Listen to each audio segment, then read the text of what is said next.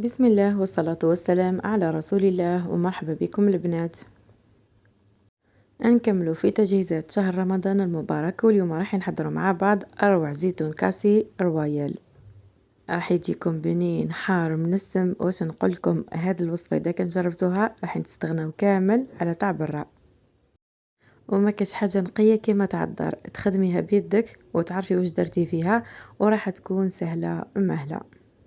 على بركة الله هنا راح ندو حبيبة تاع الزرودية كيما راكم تشوفوا. رايحة هنايا نقسمها يا البنات كيما راكم تشوفوا. في البداية قسمتها بالطول على 3، بعدها راح ندير ابراج يكونوا رقاق. هنا راح نحاول هكذا نديرهم ابراج قد ما نقدر يكونوا رقاق، وتانيك راح نديرهم فوق بعدها راح نقطعهم مكعبات صغار. تقطيع عشوائي ما يهمش كامل، المهم رققوهم يا البنات باش من بعد يطيبوا معكم.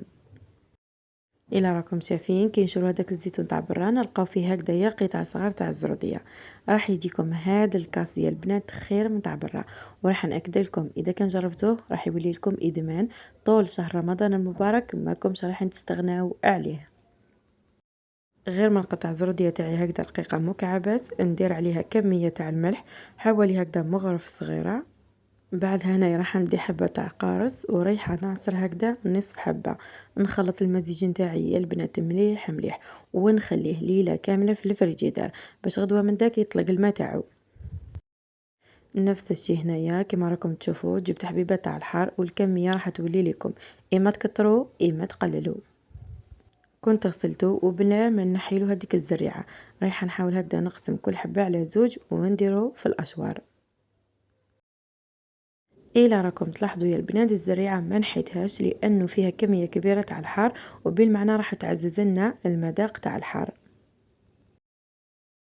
نغلق على الأشوار تاعي ورايحة نطحنو، ومانيش راح نطحنو حتى يولي ما، بالعكس راح نخليه هكذا كي شغل قطع يكونوا أصغر.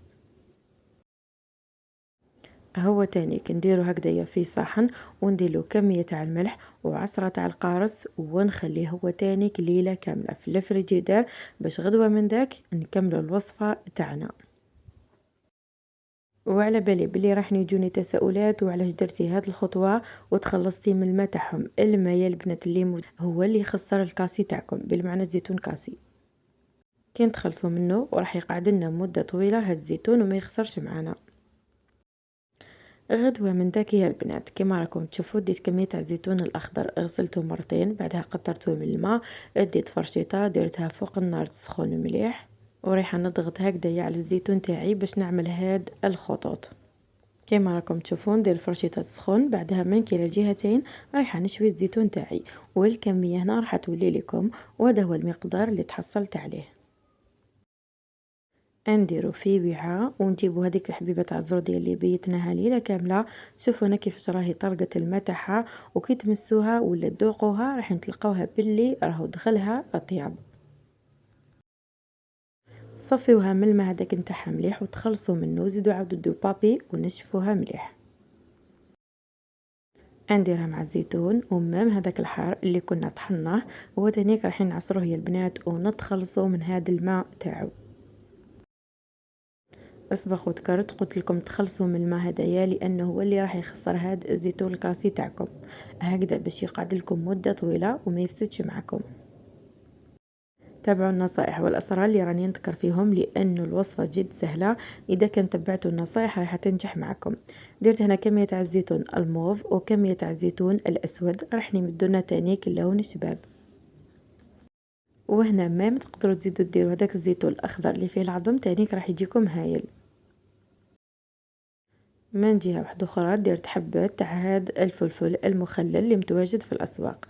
هنا إلا راكم تلاحظوا راني نعصر فيه مليح من هذاك الماء تاعو، حبات خليتهم كاملين وحبيبات هنا راح نقسمهم تقطيع عشوائي. شوفوا هنا معايا كاين اللي قطعتهم دوائر، وكاين اللي قسمتهم هكذا على النصف بعدها على ربعة، وكاين اللي راح نقطعهم قطع يكونوا صغار.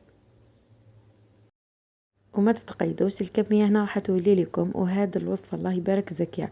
شوفوا هنايا الكمية اللي تحصلت عليها. وبما أني من محبي الحار كترت هنا شوية بصح ما ديروش عليا، المهم نتوما ديروا المقدار اللي تحبوا. ونجوزو للأهم، توابل أساسية راح نديرو هنا عكري، بعدها راح ندير كمية لاباس بها تاع راس الحانوت. هنا تانيك درت فلفل أبيض ولا أسود اللي متواجد عندكم، ورايحة ندير يا البنات قزبر.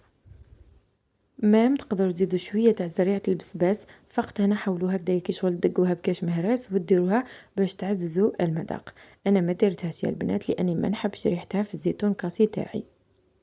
بعدها درت كمية لاباس بها تاع الهريسة، وراح ندير نوعين تاع الزيت، زيت المائدة وزيت الزيتون. اللي ما يحبش المذاق تاع زيت الزيتون يقدر يستغنى عليه ويستعمل غير زيت المائدة. ونخلط هكدايا ونمزج الخليط نتاعي مليح مليح. وشوفوا لي الله يبارك الالوان اللي تحصلنا عليها، والريحه يا البنات واش نقولكم، واش نخلي تعمرت الدنيا بالريحه تاع البنه، ريحه رمضان، ريحه هكذا، ريحه الحار، واش نقولكم مذاقه روعه. وصفة في القمة، بزاف بنينة وبزاف هايلة، وكاين ناس بزاف يحبوا هاد المقبلات في شهر رمضان المبارك، ورانا مقبلين عليه، اللهم بلغنا إياه لا فاقدين ولا مفقودين. نحكو على طريقة الاحتفاظ. بعد ما تخلطوا المزيج نتاعكم مليح مليح وتتأكدوا بلي المكونات راهم تجانسوا، ونأكد ونعاود خلطوه مليح باش الهريسة وهذوك التوابل يدخلوا لداخل في حبات الزيتون ويتنكه معكم. ديروه في علبة يا البنات وتغلقوها مليح، ديروه في الفريجيدير، ووقت ما تجوا هنا تتناولوه راح تجبدوا المقدار اللي راح تاكلوه، والباقي راح تزيدوا تعاودوا تغلقوا العلبة وديروه في الفريجيدير. تجربوا الوصفة، بزاف بنينة وبزاف هايلة، وتاكلوه بالصحة والهنا. أحبتي في الله، كملت معكم الفيديو. إذا كان عجبتكم الوصفة شجعوني بجيم، وإذا كان حبيتوا المزيد اشتركوا في قناتي، وما تنساوش تجربوها تحبوها.